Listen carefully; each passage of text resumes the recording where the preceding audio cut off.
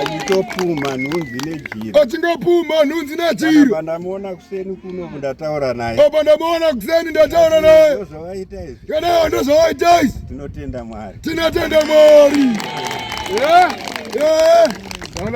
Uyai tuone. Dona mzee uyai tuone. Yeye ndasubiri muri fiti kai. Tuwe ndasubiri muri fiti kai. Ndima vule muri fiti. Ndima muri fiti futi.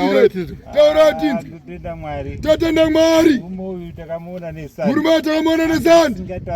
Asingatarisiki. Aita ungati nhunzi zirikuda kutomupedza. Aita ungati nhunzi zirikuda kutomupedza kumutya. Akafukidza makumbo ake nejira. Akafukidza makumbo ake nejira. Makuseni pandamuona. Nasi makuseni pandamuona. Ndina kutanga kuona makumbo ake. Panatanga kuona makumbo ake. Ndanga kuona mafambiro ake. Ndanga kuona mafambiro ake. Ndaona kuti zvachinja. Ndaona kuti zvachinja. Ndaona kufamba kwake ari kufamba. Arikupakuka. Arikupakuka kubamba. Zvekufamba achidai. Nezandaita zvekufamba achidai. Asi Mwari wakapindira.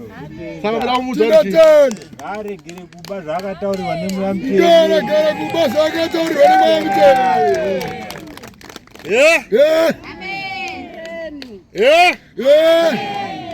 Akomanaka. Vakomanaka. Oramba Mwari uyu woti akaipa. Oramba Mwari uyu woti akaipa. Iwe. Wasiya nyaya dzedzi. Ukadzidzokera. Indokusiya. Hakuna zokurapa futi. Hakuna nezokurapa futi. Ndasvipira pasi handichazvipamisa.